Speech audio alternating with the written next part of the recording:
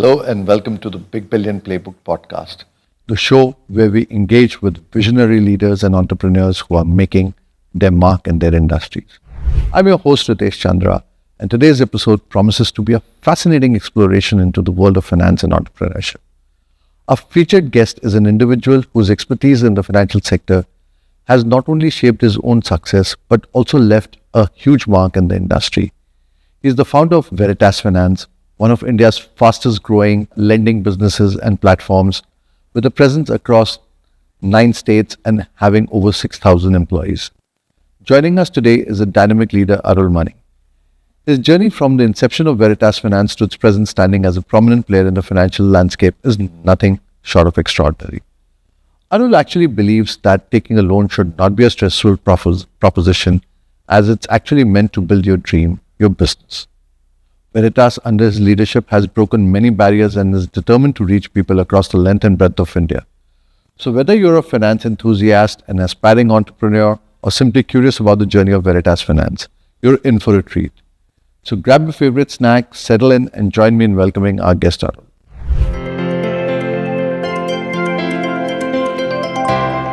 Arul, welcome to the show, and thank you so much for taking out the time to be here with us. Arul, let's start with a little bit about yourself. I think you started off as a professional with over nearly 15 years working as a professional.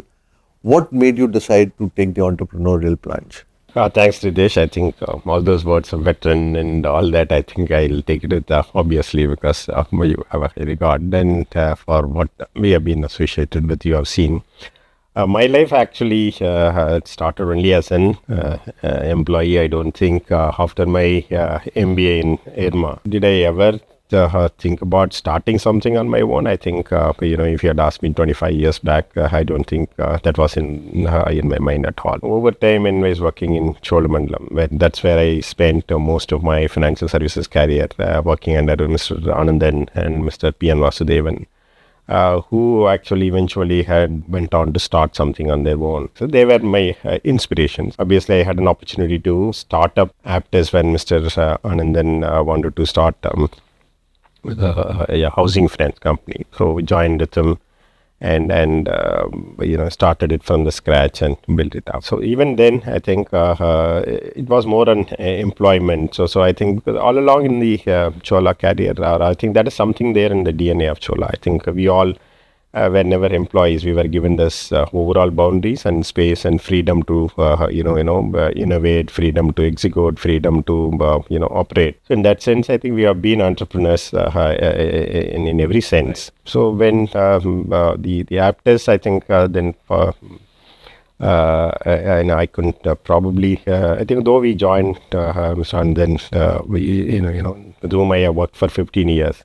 I think we are at a different level, stages of our life, and some of the things, probably we couldn't really, ensure that So we had discussions about the way forward for Aptus, and then I decided to, move on to pursue something which I was very passionate about, which is MSME lending, and that's how the journey of Veritas started. How different has it been from when now that you look back of nearly 7-8 years of more than actually 7-8 years of entrepreneurial journey versus a professional journey? What are the key differences that you'll end up seeing? Actually, honestly, nothing. In fact, the way I used to work when I was in Chola, the way I used to, I am working currently, I think there is absolutely no difference. I think, I started the same 8:30 in the morning. I kind of, go through because I think the way I used to operate. Probably the only difference is that I think you also are responsible for today, I think, not only for running business, also ensuring the business is well capitalized, business has a right investors backing or building the. So as an entrepreneur, I think ensuring that you have the right partners with whom you tie up with. You get to have the people who understand, people who probably back you. That part I think is something which I probably struggled a bit. I continue to struggle even now also. But fortunately, I think God has been kind, and I think we are associated with some of the excellent people. Some of the friends whom I talk to, they keep telling, how do you manage a multi-investor construct like this, everybody will be pulling you in different directions.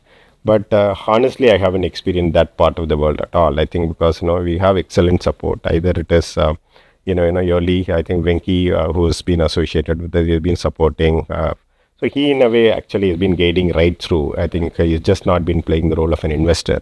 So he actually continues to support me at every stage.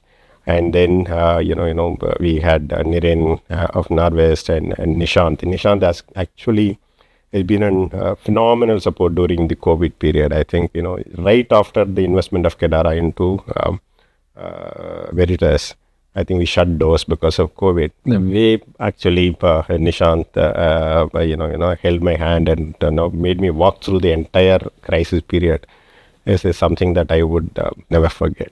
So these kind of supports, when you say, then you actually don't feel Alone. alone. So it's been a great journey. I think I just continue to do what I am good at. So I go to the office, I continue to build the organization. I think all my partners do take care of everything else. I think there's a joke in the investing circles that good investors gravitate towards good people.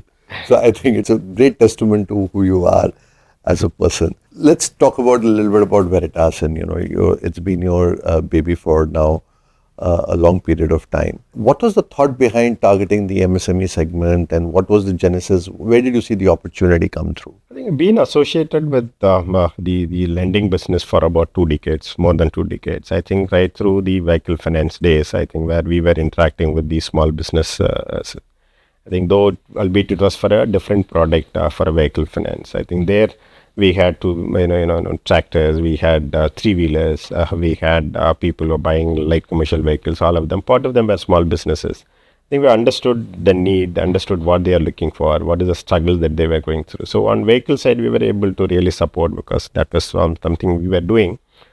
But I was also able to see many other small businesses are actually just left in the hands of money lenders who they were looking at for their support. So this was been working. Not that we had any idea of starting MSME lending at that point of time, but we were aware of the segment. Then we even started the housing finance along with Mr. Anand, and then I was even more closely associated with the rural segments. And then we were filling our needs for construction of a house. So even then, I think we were actually not getting to support their core requirement, which is for just starting business, for supporting a business, building a working capital, giving that lift that is required, for which they again were going only back to the money. So this is something that was, running in my mind. Even in Aptus days, I think this was something that we thought we should expand to, move into and diversify into. And there, I think for various reasons, I think we chose to focus on the construction, which is less riskier and all that. So when the opportunity came to, start something on one, I was very sure that this is a segment that we will address. This segment that we got into is where we lend to small businesses. We lend to smaller town customers. We are in rural areas. Even small amounts. We don't give a 20 lakh or a 40 lakh or a 50 lakh for building a business. These people don't need that kind of a the average ticket size is about 4 lakhs. 4 lakhs. So a guy who wants to start something and then expand into something, he needs a 3 lakh capital to either build up his shop or expand his thing, or put up more stocks during the festival and all this. And even it may be as as small as buying 5 cows for making a supplementary income also in addition to. So these kind of customers are actually are now today are borrowing from the money lenders where they pay anywhere between 60 to 90% in terms of the interest rate. And that's where I think it's more it is even today continues to be, despite the support of many private equity investors. But I think we continue because they also have that heart in doing what we are focused on doing. It is a social inclusion business. It is a financial inclusion business. It is a social impact creating business. While it is also actually extremely profitable and attractive.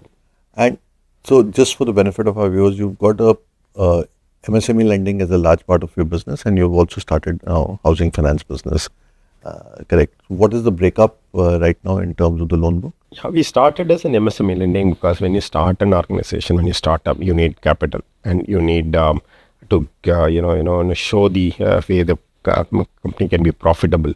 So MSME lending, smaller amounts does come with a slightly higher interest rate. And it's a medium-term loan, so it attains profitability faster. It ensures that the scalability is assured. And then once you have built a small scale and size, then we thought, it's another product that, and we have now currently, if you dissect our book, I think we have about 80% of the book in the MSME lending, which includes construction loans as well. And then we have about 15% of the book, which is into close to about 12 to 15% in the unsecured lending, what we call is working capital loans, which are short term, which could be probably be about 1.5 years average. It's about 2 lakhs average ticket size. So broadly, the segment is MSME segment, but the needs that we cater to are different from short term working capital, medium term business loans, long term housing loans as well. And geographically, while you did start in Tamil Nadu, what is the geographic spread of the business today? We started in Tamil Nadu because we know the territory as like back of the hand, and obviously we are from Tamil Nadu. But in terms of the number of MSME enterprises, I think Tamil Nadu tops the list. I think it's one of the states which has a high number of MSME lenders. We started in TN, where our 100% of our book was built in TN. So subsequently, we never wanted to be a South India player, or we wanted to be focused on regional players. So we knew that we have to be across India. So we expanded in South. I think all our expansion have been contiguous. So in South we expanded to AP, Telangana, and Karnataka. But when we are exploring where are we actually going to be making the next stop, I think we were, we were choosing whether it is west or east or north, and I think north is something we have. We thought we will go last because we understand that territory the least. So we have not been exposed to so much in terms of customer behaviors, in terms of repayment culture, all of this. So we chose between the west and east. I thought. West is again has states like Gujarat, Rajasthan. Probably it is well developed and well banked states. So and then we understood the East is something which has been which has been actually the least penetrated state for MSME lending, least banked states. I think so when we studied, we found that East is another market that we need to get into. So we made foray into West Bengal, and which continues to be one of our significant states even today also. And then came down to Odisha and now open in Jharkhand as well. Apart from this, we have started in Central, so MP and Chhattisgarh also has been. And I think the way, as I understand it, the way the portfolio has been constructed, there is no predominant state which occupies the part of the loan book, etc. Yeah, as of now, it does. I think as of now, Tamil Nadu has about 44% of our book is still in Tamil Nadu from 100%. But the way we want to build, I think we want to be a de-risk company where we don't have a concentration risk, where we will be present in about 10 to 12 states, and probably the biggest state, anchor state where we are present, probably will have about 20 to 25% of the book. Whereas the larger states will have about 10 to 15% of the book, and then the smaller states may contribute about 6 to 7%. So that's the way we want to build. And whether we are already there, no, we are not yet. I think that's the direction we are taking. Today, Tamil Nadu has 44%, AP has 14%, and West Bengal has 12%, and Telangana has about 10%. So the other states are our smaller states. And incidentally, I forgot to mention that you've just crossed 5,000 crores in assets. So congratulations on that achievement. I think as an entrepreneur, it must give you great joy to see the business to scale up to where it is now. Yeah, I think it's. I think 5,000 is something. I think we took a pause and decided to let it soak in us. I think because that's a significant milestone. Not only because the regulator or because anyone. I think you have in an 8 year journey, 5,000 crores is the biggest milestone. But having said that, I think the team and all of us, I think we just continue to keep building, and these milestones keep. In fact, I think I remember when we started Veritas, we had put in the the senior team sat together and we said, how do we build the organization? How do we put in together? So Suchin, Prakash, myself, we all sat. I think there will be a phase one will be we should do 1,000 crores in 1,000 days.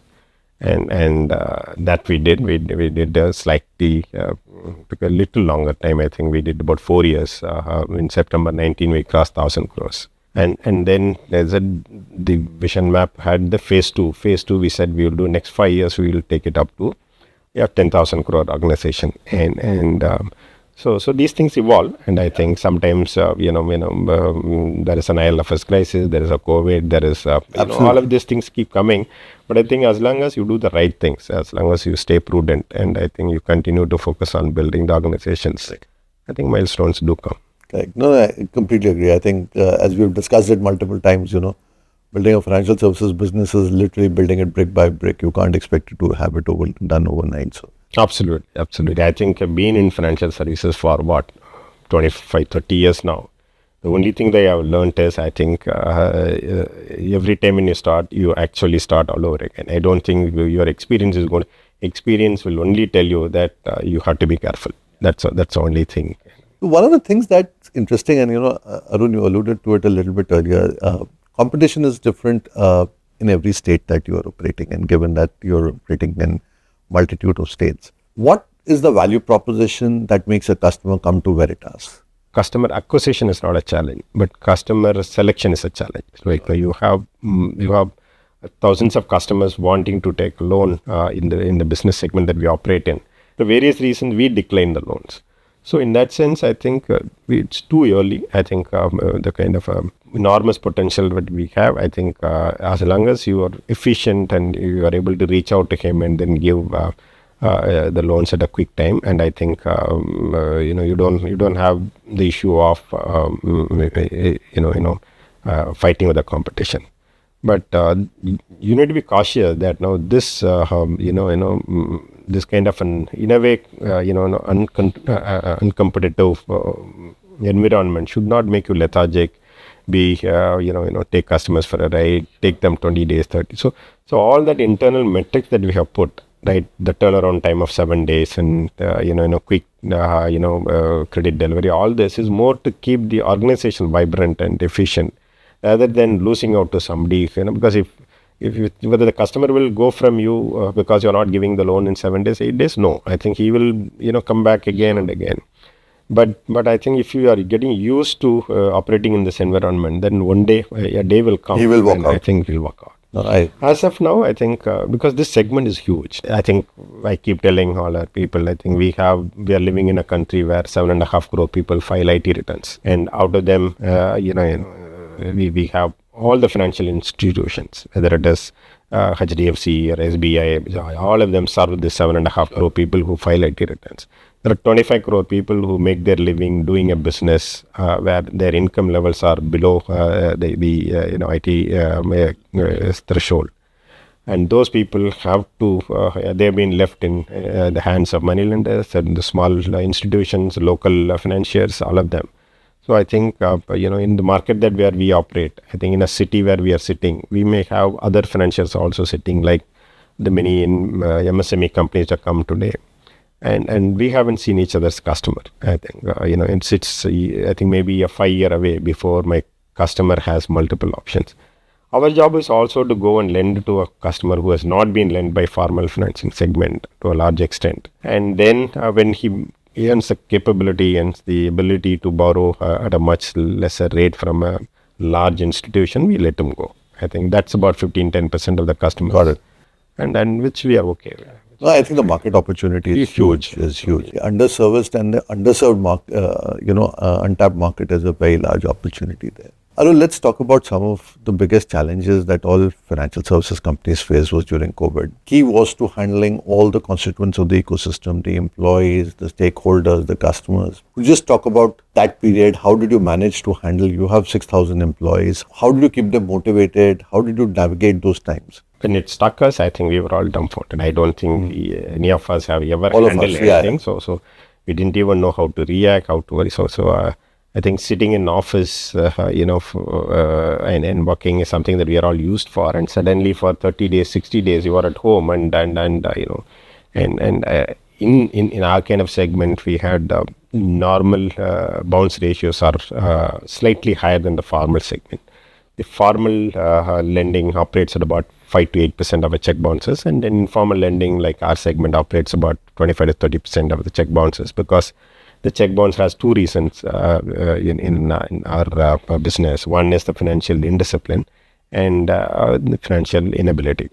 So inability will be part of it. Post COVID, I think in the first month, I remember sitting like a day, with 75% of the people bouncing the check, which means that the money that we are given, 75% of the people did not have the money to pay back. Fortunately, as I was telling earlier, I think we had investors who actually said, first, let's support. And first support came from the investors.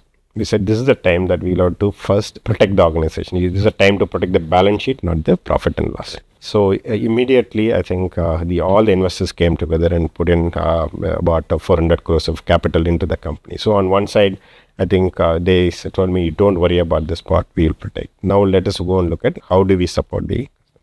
So with that worry away from me, I think then we sat together as we have an executive committee meeting.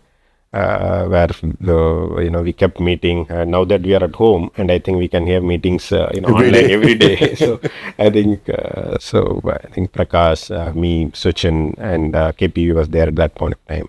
So all of us huddled together. I think we tried to understand what exactly was going through in every state, every branch, So employee safety took the biggest priority. I think, we lost one employee during the COVID period. I think that is a very sad thing. But when we looked back, it's not, we are happy about what happened in other organizations. But I think in compared to, we didn't lose anyone for COVID. I think there are companies of our size and scale lost about 10 to 15 people. And that was a very, very sad news. So then with the equal empathy, I think we approach the customers also. I think it comes in the DNA, because I think all of us, we have been trying to tell. I think we are lending into a segment which needs to be understood. So if you have understood the segment, the way you approach the segment will also be different. I think 90% of my non-payment happens only because of inability. It doesn't happen because of intent. So if you lend to your customer, it does not pay. See, it tries to prioritize your repayment even at the most difficult circumstances. So only during the COVID period, we did see the spike. And after that, I think slowly, definitely they all. So during the period, I think with the investors' concern, with the shareholders, with the board, and I think we have a very, very, very understanding board in that sense. I think, and how do we approach the customers? It was a common decision that we took. I think this is not the time that you go and collect every single penny that you. Yeah. So if the last 2 years, if you see my credit cost has gone up to about 1 point. It's a conscious call, I think, this segment. But I think with that, approach, I think customer also bounced back. They wanted some more time, which I think initially the regulator gave 6 months time. Subsequently, we also gave some more time. And I think we are a little compassionate about the whole way we approached. And that also gave a pride to our employees. Okay, my company is not different. My company approaches people differently. So that pride, and we said every employee goes for collections, not in two-wheelers. They will only go in four-wheelers. We provided them. We said don't go, expose yourself to a high risk, and I think we provided mask and all of other things. And I think we ensured that the employees were protected, when they are going for collections and all that. And the customers, we took time to come back. We still have little amount of residual stress left. But I think the way we have overcome is something that I think all of us sit back and see we have done a reasonably good. I think it's been terrific. I think the way times like these test in the culture of an organization, and I think Veritas truly stood out at that point in time. And I think that's a great testament to the culture that you built within the organization. Arul, one of the things that I wanted to check is, there's often discussion about how social impact and financial profits are divorced from each other. People have a debate about it. What is your view about it? In fact, I was also thinking that these two are different things when we started. And the initial investors or someone who wanted to partner with, we always thought we were going to be a socially relevant business. So impact is going to be our thing. So we will choose partners who will probably are focused on that. That's how we started. Our initial association is with the low capital and BII and all of them. We identified them with more with impact than less with But subsequent associations have been with the typical for lack of a better word, I think capitalistic private equity but whether it is in Norwest or Kedara or even now multiples, I think our experience has been that I think at the core all of them want to do something good. I think it is not that people are focused only on making money. I think at the end of the day, I think if the organization is focused on and building it on the pillars of social, right, I think they are more happy to support. And I think it comes with the understanding of the business rather than pure focus on the multiples and things like that. I don't know. Maybe I may be wrong, but in our own experience, I think at the core, in my mind, the social impact and the profitability go together. I think you can be highly profitable at the same time. You can be absolutely compassionate and make a difference. So I think if you can make money while you are making a difference, and I think they are more happy to do that. So our experience is, I think our association with the people also shows. That's why I think I was telling you, I think the way we handle COVID, it is not, I mean, that point of a time, the typical private equity investment in Veritas itself was more than 50%. And I think we could have handled it differently. And even today, I think the speed at which we want to run, the speed at which we want to build the book, and everything is determined by So I think we have more focus on social impact. And while we understood that the model in itself is actually the more you do, the more profit will come. That way, I think it both go. It's more to do with the underlying core of what you are, rather than I think you don't have to make money at the cost of impact. Yeah, I agree. And I think there is enough proof across the market that social impact can be positive and can be done profitably. And I think that's where the bulk of the market is migrating towards. Although now coming back to you and Veritas, if I was to look at your day in Veritas, where do you land up spending most of your time? What do you spend most of your time during the course of the day? Honestly, I think banter. So I think that's true for all of us. So I think we love meeting, talking. So we get around, sitting, and then and then the ideas evolve, the strategy evolves. So we love. We are all guys who have worked together for. So when I go to a region, when I go to a branch, so it is no. It's not a review. It is not a. But all of them today, I think, whether it is my business heads, I think Kannan, Shekhar, and we recently taken a business head for home loans, Shankar. All of us in some form or other have the same alma mater in terms of Chola, and having worked together, Suchin, Prakash, we all have worked together. So we just get around and then the ideas evolve. I think the way we have designed Veritas is, I think we don't step onto each other's shoes. I think we have complementary strengths in that sense. I think I run the business, and Suchin runs the liability side of the business, because I don't even half the time when somebody comes and gives a credit, you have a phenomenal lender. We have 45 lenders, 50 lenders. I think my contribution has been zilch actually. And the same way, Prakash runs the entire back office, operations, technology, and all of this. And each of them are excellent in what they do, and that's my weakness actually too, in a way. And in business side, I think they know that it is best left to Arul, and I do take their views, and sometimes Suchin informs that Arul, you don't consult, you only inform. So in that sense, I think business they left it to me.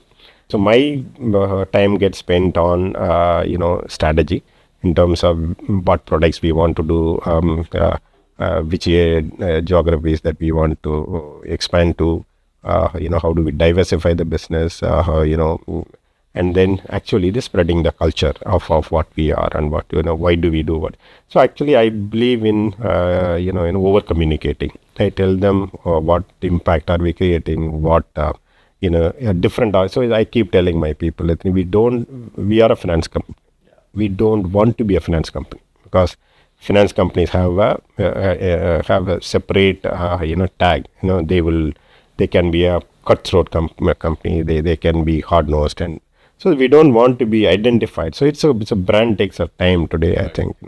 So we want to be a very so in that sense we give them the pride to live up to. So I spent there, and between three of us who run the organization today, I think we have divided the responsibilities where one doesn't worry about what others do, and then we get together and some crucial decisions to be taken. I think jokingly, the only decision where we all of us differ is in the color of T-shirt that we'll have to choose for an ABM. Yeah. Good. No, so that's very interesting because I've personally witnessed the culture now over 5 years at Veritas, and it's truly a great testament to how the organization has been built up. So it is a key part of retaining the culture. You interviewing everybody, you meeting all the senior management. Do you get involved in meeting all the interviewing, at least when you're recruiting senior management?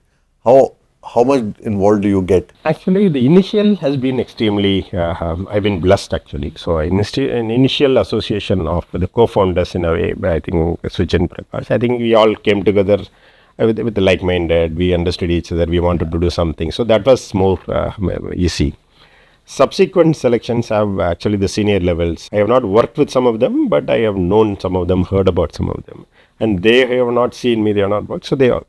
So in that sense, I think I wanted to stay away from, having that bias in terms of the recruitment. So consciously, I sought the support of Nishant and Venki and others, just to look at them and then, tell me, am I right, wrong, and in that sense. So I have had always stayed away from, being influenced by my own, likes. So in terms of, I think today, Veritas has been fortunate. I think even today, last week I was talking to my HR people, they're saying that we are able to attract good people, either at the senior level or at the field level. And in that sense, I think the senior team association in terms of cultural alignment and all that I look at. And there's only one thing that I want that thread to be there across. This is people orientation. Yeah. I think so I said, anyone, competencies, they can say, for example, today Prakash's competency is not mine. My competency is not Suchin. Suchin is different. So competency wise, we are complementary. But culturally, at the end of the core of it, I think we all have to be people oriented, because and that one thing alone. So someone who is extremely task oriented, we kind of stay away. So that's the only thing that I look for, and to test out in terms of because as an MD, you have seen and or directors have seen. So I leave it to the board to and in fact I involve Mr. Sen, who is our independent director, who's a chair as well, in some of the recruitments and in terms of the non-business recruitment. So that he is in terms of, so our chief audit officer, whom we have taken, our company secretary whom we had earlier. So some of these recruitments, I think he has also been involved, and he gives a view. So it's a more of an just building it together. So obviously I don't want to take say that it's Arul knows everything. If he knew. Arul, if we can spend a few minutes on the broader market outlook from a regulatory perspective. Do you see any headwinds coming towards the sector, or is the regulator been very supportive throughout? What is your view on the regulatory outlook right now? I think fortunately in India today we have one of the very highly reputed regulators. The RBI, I think, has at times when they bring in the changes, you may not like it, but I think we are. Oh, I completely agree. I think they've done a spectacular job with. And some of the regulations which came in, I think either in terms of prudential norm changes which came in November and to regulate the industry, and I think the signals have been sent. RBI wants to harmonize the and banking places, so you don't want to have a different set of prudential norms for banks. Sure. Yeah. So those things augur well for so I think in my mind, I think a highly regulated industry has the high growth possibility. So that's what. So if you are unregulated, then I think somewhere someone is going to come under. So in that sense, I think this industry, NBFC industry itself today is a very highly regulated industry. In the MSME space that we operate from, I think RBI is very happy about the growth opportunities. But I think we also see some signals that I think which I think is coming recently, that the discomfort one gets out of the unbridled growth of the unsecured lending. And which we have also been little uncomfortable, because I think a consumption lending beyond a point, I think it's people, it's like, keep dangling a carrot in front of them and making them spend more when their ability doesn't catch up, concomitant with the I think that has been a concern a bit. I think rightfully so, the regulator has stepped in now, and I think we will probably, it will put a little bit of break in the system. But I think, I couldn't agree with you more. The regulations in India have been fairly supportive for all this while, and I think the RBI has done a spectacular job with. In fact, I think they've been the kind of the right amount of control and. So that way, I think from the time we started getting associated with RBI, I think our own licensing took only less than about 4 months. I think from the time we applied, we got the license. From then on, I think every approval is also I think barring one approval of when BII came in, but barring that, I think our association has been with. And what we are very happy about is that the way they bring about a control. And Arul, one larger trend that we are seeing across financial services is this whole digitization trend. Obviously disbursals, etc., are now happening digitally. Some folks are talking about, at least some of the new fintechs are talking about collections happening digitally as well. How important a role does technology play in your business today, and where do you see this market evolving to? No, I think compared to where we started, actually today the kind of technology development has improved our efficiency significantly. I think I remember the days when we used to collect posted checks, and most of the checks used to come from cooperative banks. Wow. And the cooperative bank checks, you bank it, and you won't know the realization status for 45 days also, because 45 days, wow. So the banks can hold it, and they can never, So we used to have, then we used to put a rule saying that don't accept cooperative bank checks and things like that. So those kind of, from those days, today we moved to NACH and then automated clearing. Now we are, digital collection. So we collect mandates, and 75% gets cleared through NASH, and then remaining 95% gets collected digitally. So the cash transaction actually is diminished to a large extent, which is very good. It leads to immediate reconciliation, immediate BRS and all that. Where the technology has helped us is I think which will help going forward also, which we are able to see, is that, say for example, it can help you predict your bounces. I think AI or machine learning is going to tell us who's going to bounce next month. On the collection side, I think we see enormous amount of technology intervention leading us to a more operating efficiency. On lending credit, I think we already have seen the viability and possibility of doing a video PD and all that, but we have not consumed it to the extent it can consume, because we still drive comfort out of meeting the customer, physically spending time with them. I think seeing the environment, talking to the neighbors and all of this, which is what forms the core of our credit learning. I think there is no need to give up this. I think, today I equated with today, during the COVID times, I think all of us were getting used to VC and video calls and all of this. But there's nothing like a personal meeting and having a coffee here, right? Like, so meeting a customer tells us a lot about his credit culture. Talking to him, and observing him tells us a lot of things which can go on to do underwriting much better. So that part of it alone, we are trying to keep it, personal. So we say high touch model. And everything else, I think we have absorbed technology like no one. I think we can say we are a leader there in that sense. Today, 95% of my collections happen digitally. I think my acquisition happens, there is no physical application form flowing from the branch to everything. And I think lending decisions and disbursements happen through NEFT. as I said, we are working we are a lot on the credit score model and collection predictive Sure. analysis and all of that. All of this, I think, will go on to improve our efficiency a lot better, and in a way lead to a lower cost and and a much better rates to the customer. And I completely second. I think a mix of both physical as well as digital is the way forward for the industry. Arul, we'll do a quick rapid fire to wrap the session up. And this is more about you rather than the business. So, if I may just jump into the rapid fire, let's start with how do you spend your weekends? Weekends, Netflix. Netflix? Any particular show that you'd recommend? I think weekends is with wife to the temples, and then I borrow time to spend. She likes the kuch kuch hota hai types, and I am into action, legal thrillers. Okay. So Lovely. so we will have to watch the movie separately. I think very, very rarely do we get to sit together and watch one movie. Okay. I love all Malayalam movies. I think I don't miss any of them. I think Acha. I'm a movie buff. Yeah. That's good to hear. What's your comfort food?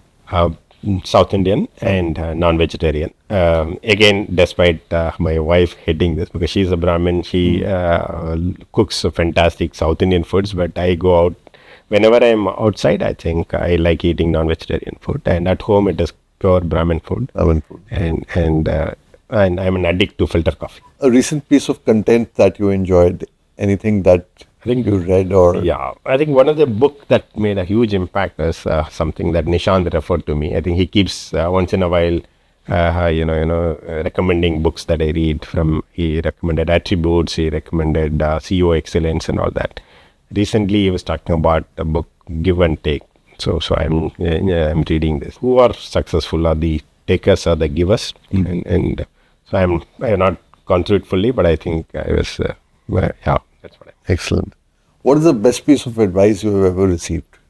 One which stays with me even today is I have a lot of advices from Mr. Anand and Mr. P. M. Vasudevan, those who have taught me financial Sure. services and lending. But more than that, I think what stays with me is one advice which I have received from Mr. T.T. Srinivas Raghavan of Sundaram Finance. He says, Arul, we are all guardians of somebody's money. We are all custodians of somebody's money. So you keep that in mind when you're lending. I think you will be far more successful. And the second advice, also, which also comes from him, is that as long as you are not greedy in this business, you can never go wrong. So these two, I think, it is ingrained in me in terms. Truer words have never been spoken. What would be your next bucket list experience that you would want to do?